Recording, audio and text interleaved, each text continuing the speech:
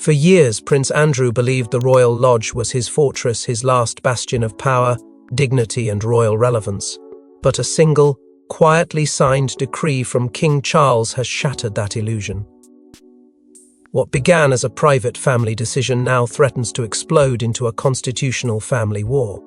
Before we go deeper into what this really means for the royal family, make sure to subscribe so you don't miss a single update. The Royal Lodge wasn't just a home, it was an anchor. A statement to the world that, despite scandal, disgrace, and public disapproval, Prince Andrew still held a place, however precarious, within the fabric of the monarchy. Nestled within the shadowed woods of Windsor, the lodge had been his sanctuary for decades. It represented something far more than bricks and prestige. It was memory, lineage, and a defiant symbol of endurance. The estate, with its stately gardens and historic interiors, had once been the residence of Queen Elizabeth, the Queen Mother, a woman whose quiet strength defined a generation of royals. Andrew's continued residence there was often viewed as a last thread connecting him to that legacy. But within the gilded corridors of Buckingham Palace, time was moving fast and not in Andrew's favour. Since the death of Queen Elizabeth II, Charles had taken the throne with a fierce, calculated vision, a streamlined monarchy, modern, scandal-free, and ruthlessly focused on preserving what little public trust remained. And in this vision there was little space left for sentimentality, especially toward a brother whose name had become a lightning rod for controversy. Whispers began to emerge. Courtiers spoke of the king's visible discomfort during discussions involving Andrew. Subtle gestures, less eye contact, fewer invitations, longer delays in returning calls began stacking into a silent mountain of coldness. And while Andrew remained holed up in the Royal Lodge, defiantly asserting his right to stay, another figure was rising without saying a word. William, the Prince of Wales, had learned the game from a master. His movements were precise, quiet, and devastatingly effective. While Andrew clung to the past, William was carving out the future, gaining influence with palace advisors, winning public favour with carefully managed appearances, and slowly assuming responsibilities that once fell to his father. Behind the scenes, the prince was becoming more than heir apparent. He was becoming the architect of tomorrow's monarchy. But what blindsided Andrew most wasn't the shift in power, it was the secrecy. The decision to pass the Royal Lodge to William hadn't been floated in a family meeting. There was no consultation, no dialogue, no dignified transition plan, just a discreet document, approved by the Crown Estate, quietly confirming the end of Andrew's dominion. A decision veiled in shadows, spoken in hushed tones, and buried in administrative language until it was too late to stop. Began as a royal reshuffle was now threatening to ignite something far deeper, an emotional rupture that no press release could patch. Because the truth was undeniable for Andrew, the Royal Lodge wasn't just property. It was his last stage, his final spotlight, and now, with the stroke of a pen, that stage had been dismantled brick by brick. But while Andrew believed he had time to reclaim favour, a fateful private meeting between Charles and William would seal a future that excluded him entirely. Not even the palace staff were told. At Highgrove, behind bolted doors, King Charles and William met alone, no aides, no advisors. What was discussed during those 2 shadowy hours would change the fate of the Royal Lodge forever and trigger a royal reckoning. There was a reason Charles chose Highgrove. Far removed from the probing eyes of courtiers and press, it offered the kind of silence where history could be made or erased without an echo. The walls, like the men inside them, had heard enough over the years to know that real power rarely shouts. It whispers. And in that quiet estate, father and son sat across from one another, not just as monarch and heir, but as architects of a monarchy trying to outrun its own shadows. The Royal Lodge had come a sore wound, festering beneath the surface. Charles saw it not as a home, but a symbol of unresolved scandal. With the public growing more skeptical, and the monarchy walking a delicate line between tradition and survival, the question of the lodge was no longer logistical. It was existential. William, for all his public grace, had come prepared. In recent months, he had quietly inserted himself into key discussions surrounding royal real estate and estate legacies. Advisors increasingly deferred to him, not out of protocol, but because he had become the steady hand steering the family's future. He understood what properties like the Royal Lodge represented, not just in brick and land, but in story and succession. And while Charles bore the crown, it was William's narrative that was beginning to define the monarchy's path forward. For him, the lodge wasn't just a problem, it was an opportunity. Charles, always conflicted between duty and blood, hesitated. He spoke of public optics, of legacy, of the need for the monarchy to send a message that change was more than symbolic. The optics of allowing Andrew to remain unchallenged, unrepentant, no longer aligned with that message. There was a weariness in the king's tone as he reflected on the toll this issue had taken, both on the institution and on himself. Then came the proposal. Not harsh, not vindictive, just surgical. William suggested a transfer clean, final, and without noise. The Royal Lodge would be redesignated. It would no longer be Andrew's sanctuary. It would belong to the future king. What followed was a silence, not awkward, not uncertain, just a moment heavy with the weight of irreversible change. A father staring at his son, knowing that the past he once protected was now being methodically dismantled by the very heir he raised. And then, slowly, Charles nodded. Not in approval, but in resignation. The pen was uncapped. The Royal Lodge deed transfer, drafted quietly in advance, was signed with a fluid, deliberate stroke. No ceremony, no proclamation, just a signature that severed a royal tie decades in the making. Yet while the ink dried in secret, the tremors of the decision were about to erupt into public fury the moment Andrew found out. He wasn't supposed to find out like this. A couriered envelope, left innocently by the fireplace, would deliver the news that shattered Prince Andrew's world. One sentence was all it took to end decades of entitlement. The Royal Lodge is to pass to the Prince of Wales. The day had begun like so many before it. A quiet morning, a brief glance at the newspapers, the usual slow rhythm of a man clinging to routine in a world that had moved on without him. Andrew had become used to the silence of invitations that no longer arrived, of events that continued without his name on the guest list. But inside the lodge, he believed he still had something no one could take from him: space, legacy, permanence. That illusion was obliterated the moment he tore open the envelope. What stared back at him was not a formal letter, not a conversation, not a warning, but a decree. Cold, impersonal, final. In just a few words, everything he had defended, everything he had held on to, slipped through his fingers. For a few moments, there was only stillness. Then came disbelief. This had to be a mistake. Surely the king wouldn't act without so much as a word. Andrew, heart racing, grabbed his phone and dialed Charles's number once, then again, then again. Each call went to voicemail. Panic began to bleed into fury. He tried others, former aides, trusted contacts, friends who once moved easily through the corridors of power. The answers were identical and devastating. It's done. The decision was made. There's nothing to appeal. The anger was volcanic. Shouts echoed through the lodge. Accusations flew not just against Charles, but against the entire institution that now seemed aligned against him. After everything, he muttered bitterly, pacing in disbelief. After all these years, they cast me out like this? His hands trembled as he reread the line over and over, as if expecting the words to rearrange themselves into something more forgiving. But they didn't, and as the hours passed, rage gave way to a quiet, suffocating weight. The room that once felt like a haven now felt like a cage. Alone, sitting in the very house he once fought to preserve, Andrew began to understand the true cost of the monarchy's silence. It wasn't about losing a roof or an address, it was about what that roof represented. His right to remain was gone, his name erased from the narrative of continuity. There would be no resistance, no appeal, no family intervention. Only absence. For the first time in decades, Andrew wasn't just on the outside of the monarchy's future, he was being erased from its past as well. But what Andrew didn't know was that this wasn't just about property. This was about erasing his future from the royal legacy. While Andrew mourned a betrayal, William was already moving in the shadows. With every estate, patronage, and private audience with the king, he wasn't just being groomed, he was conquering.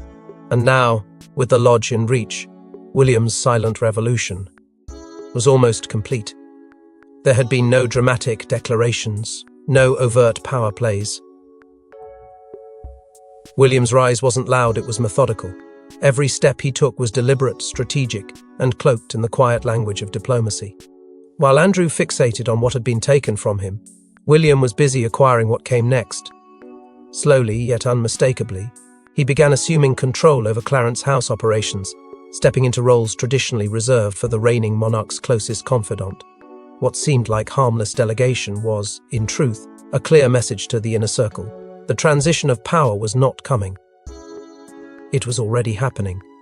The Prince of Wales had become more than a figure of tradition. He had become a force. Inside the palace, alliances were shifting.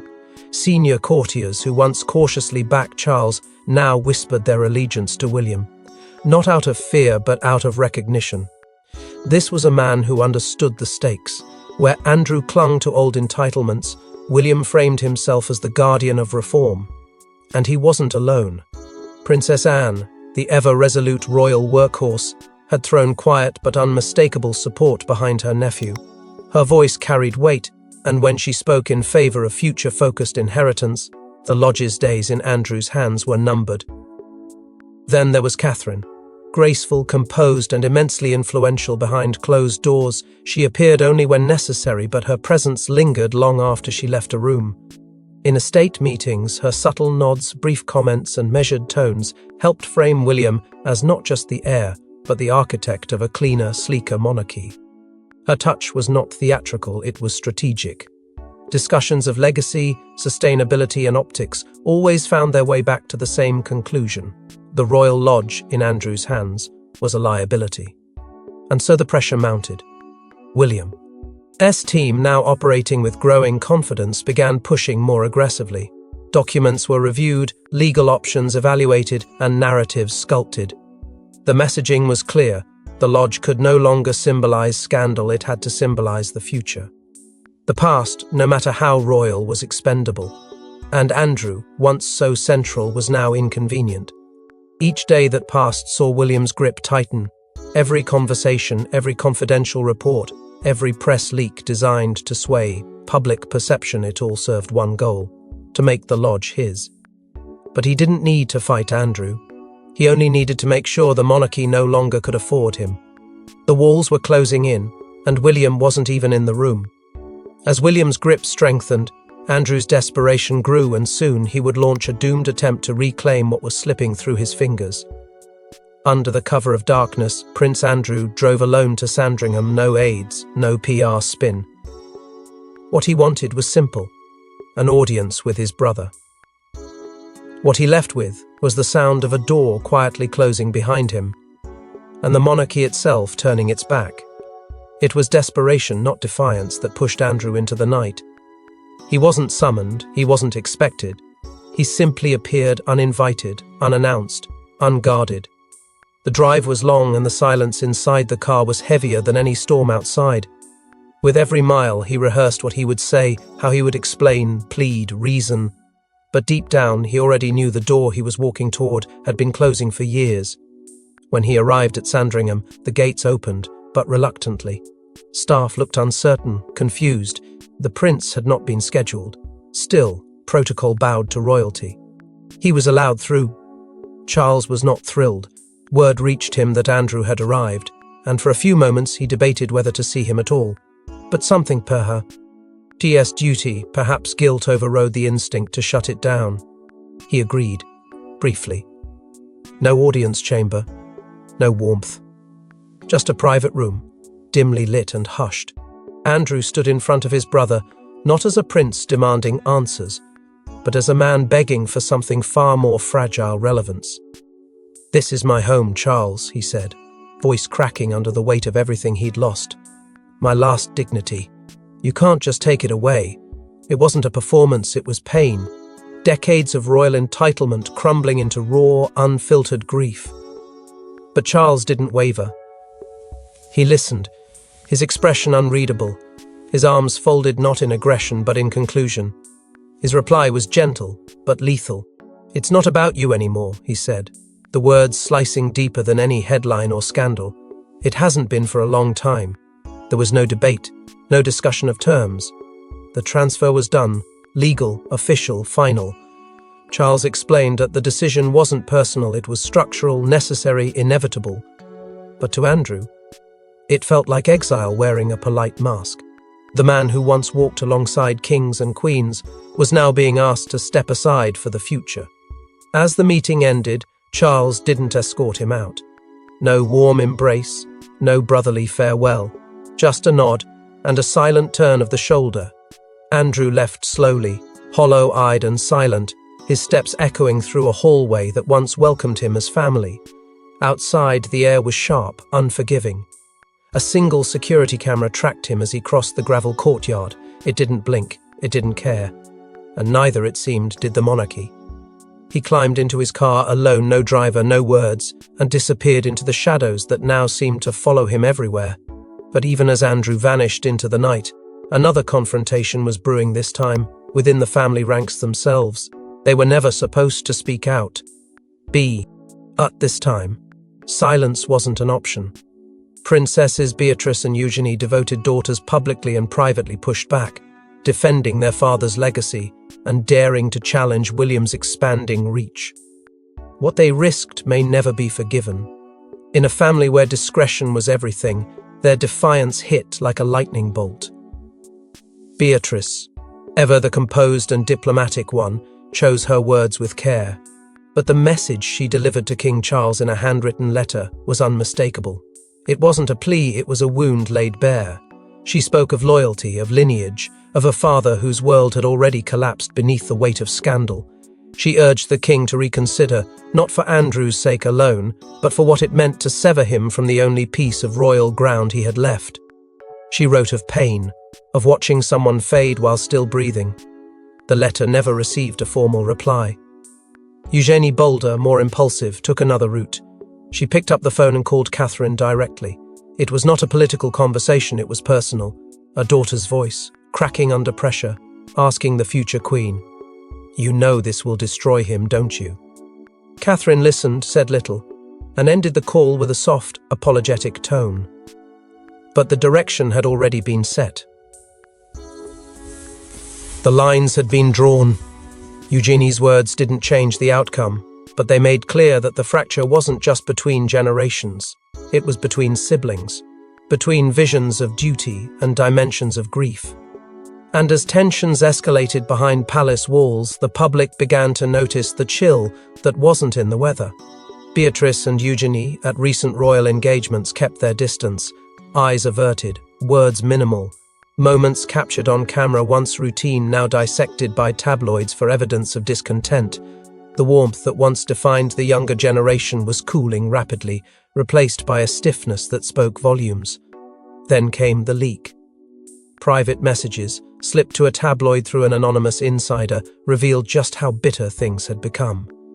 Texts between the sisters and a senior aide laid out their frustrations, their disbelief, and their growing resentment toward decisions made without them, yet affecting everything they held dear. The palace wasn't blind to the storm.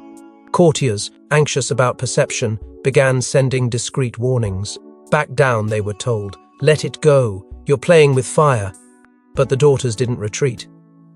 Their rebellion wasn't loud, it was in the silences, the cold gazes, the refusal to smile when expected. They knew the risks. Their patronages, their standing, even their access could be quietly revoked, but they kept pushing, not because they thought they could change the outcome, but because to remain silent now would mean surrendering everything. And yet, as their rebellion simmered, another twist emerged, proof that the lodge transfer had been in motion for longer than anyone realized. Buried deep within palace files was a folder marked Estate Legacy Planning. Inside, Catherine's handwrite, endnotes, dates, and a plan for the royal lodge that bore her personal seal. It wasn't just Charles and William who sealed Andrew's fate. It was the Princess of Wales herself. What appeared on the surface to be a king's decree followed by an heir's quiet consolidation of power was, in fact, something far more calculated and quietly driven by a woman whose public image had always been one of graceful neutrality. But inside the palace, Catherine had long proven herself as a strategist, a visionary not limited to ceremonial duties or photo ops. She had attended the estate meetings, sat with historic preservation consultants, reviewed reports from Crown estate officials, and taken part in discussions about the future architecture of the monarchy, not in design, but in symbolism. The Royal Lodge, she argued, needed to represent renewal, not controversy. It needed to be part of a future narrative the monarchy could stand behind. Her suggestion was clear and deliberate. The properties attached to the crown must reflect continuity, clarity, and above all, trust. Under Andrew, the lodge no longer could. It was Catherine who first introduced the phrase optics-based restructuring during a private advisory session. To some, it sounded cold. To others, it was a breath of realism. She understood that the monarchy no longer lived in the shadows, it existed under constant scrutiny, and every estate, every title, every residence was a statement. The Royal Lodge, with its history and current occupant, sent the wrong one.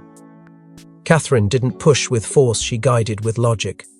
And those listening, including Charles, listened carefully. When asked whether she saw an alternative to eviction, her reply was quiet but firm: legacy must match future vision, or the past will consume it. It was the kind of phrase that lingered long after the meeting ended. Behind the scenes, her influence took shape. Her private notes revealed that she'd been working on estate consolidation strategies months before the Royal Lodge transfer reached the King's desk. Diagrams, lists, transitions, all under her initials. But what the files didn't reveal, and what only those closest to her sensed, was the personal cost.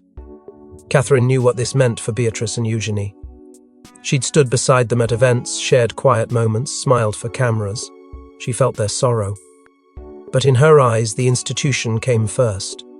Her loyalty to William, her duty to the future crown, and her belief in a cleansed, forward-looking monarchy left her with no choice. She bore the weight of that decision quietly, even as the rift grew deeper. There was no announcement, no confrontation, just planning, execution, and silence. The world would never see the fingerprints on the decision, but they were there. Beneath the titles and behind the scenes, it had been Catherine who connected the final dots, not with vengeance, but with resolve. But no matter how quietly it was orchestrated, the Royal Lodge decision would soon become uncontainable, and the world was watching. Within hours of a leaked internal memo, the headlines exploded. Prince ousted from royal home. William claims Andrew's estate. Cambridge coup. The press turned the private feud into a national reckoning, and the palace couldn't contain the storm. What had been designed as a private reallocation of royal property suddenly became a public spectacle. The leak came from within an anonymous aide, disillusioned by the quiet brutality of it all, forwarded the memo to a media contact with no warning, no price, and no hesitation. The contents were unambiguous. The Royal Lodge was to be transferred from Prince Andrew to the Prince of Wales, effective immediately. The story hit the front pages before palace officials could even draft a strategy. Within minutes, online discourse turned into chaos. The monarchy, already strained by years of scrutiny, found itself once again at the center of a national uproar. Only this time, the enemy wasn't a scandal from outside. It was an inheritance war from within. The media pounced on the narrative. Some framed it as a long overdue reckoning, portraying William and Catherine as the torchbearers of a modern monarchy cleansing itself of outdated entitlements. Others saw something more sinister, a calculated cold maneuver to erase Andrew, not just from relevance, but from royal geography itself. Headlines spun wild theories. Was this Catherine's quiet revenge for past slights? Was William asserting his dominance before his father had even left the throne? The speculation didn't stop, it accelerated. And for Andrew, already battered by private rejection, the public exposure was a humiliation beyond what he could have imagined. Television reels recycled old footage of Andrew strolling through the lodge gardens, once shown as proud moments of royal tradition, now stamped with the label evicted. Commentators dissected his body language in past interviews, finding signs of denial, arrogance, and obliviousness. Social media tore into the family drama with ruthless efficiency. Hashtags surged. Memes flooded timelines. For the monarchy, this wasn't just a transfer of property, it was a PR inferno. What made the silence louder was the absence of Queen Camilla's voice. Known for her tight grip on perception and narrative, she made no statement, gave no interview, and offered no visible support to Andrew. Her silence was read not as neutrality, but as consent. And her distance only fueled suspicions that this decision had deeper layers of collusion than anyone had initially believed. Even allies of Andrew, those few who still remained, fell unusually quiet, unwilling to challenge a tide that had clearly turned. In a desperate bid to regain control, the palace issued a carefully worded statement. It acknowledged the transition of the lodge, emphasized the importance of long-term estate planning, and denied any ill intent. But the words fell flat. The damage had already been done. The public didn't want explanation, they wanted answers. And the royal family, for all its centuries of power, found itself once again exposed in the harsh glare of modern accountability. Yet as public noise consumed the monarchy, the final act unfolded quietly, inside the lodge itself, where a symbolic handover was about to take place. He stood alone in the grand hallway, staring up at portraits of kings and queens. Then came the sound of tires on gravel, and footsteps approaching. William had arrived not as a guest, but as heir and master. For Andrew, it wasn't just the end of a residence. It was the end of an era. The day had been circled in red for weeks, though no one dared speak of it aloud. The Royal Lodge, once a symbol of comfort and control, had become a ticking clock. And now, the who had struck. Inside, the staff moved quietly, carefully, packing up the remaining remnants of Andrew's life. The heavy paintings, the heirloom books, the furniture whose stories would never be retold. But it wasn't the staff who cleared the final pieces. It was Andrew himself. Dressed without formality, he moved through the rooms alone, folding clothing, boxing keepsakes, placing items with a reverence that felt more like mourning than departure. This wasn't relocation, this was retreat. As he walked one last time through the lodge's halls, each step echoed with memory. Laughter from decades ago, conversations long faded, moments shared with people who were now either dead, departed, or determined to forget. He paused at the drawing room, once filled with light and life, now stripped to bare walls and a few scattered crates. His hand grazed the mantel. For a second, just a second, he allowed himself to feel the enormity of the loss, not just of space, but of significance.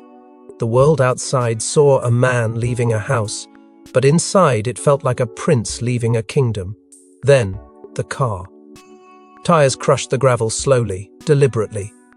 William stepped out, flanked by aides who said nothing but didn't need to. His expression was composed, unreadable. No victory, no pity, just duty. When the two brothers locked eyes, there were no words, no need. Everything that needed to be said had already been said, or deliberately left unspoken. William gave a quiet nod. Andrew gave nothing back. Behind them, the staff moved with sudden efficiency, now shifting to William's presence with a deference that was immediate, instinctive. The lodge, in that moment, had a new master. Andrew descended the stone steps slowly, shoulders stiff, lips pressed into a silent line. There were no cameras, no crowds, just a lone car waiting to take him somewhere no one seemed to care about. He got in without looking back. The door closed, and with it, a chapter ended. No farewell, no closure, just absence. And so the Royal Lodge stands but for a new generation. For Andrew, only the echo remains. And for the monarchy, the message is clear. The old order is gone, and the new is already inside the gates. Thanks for watching. Please don't forget to like and subscribe, and we will see you in next one.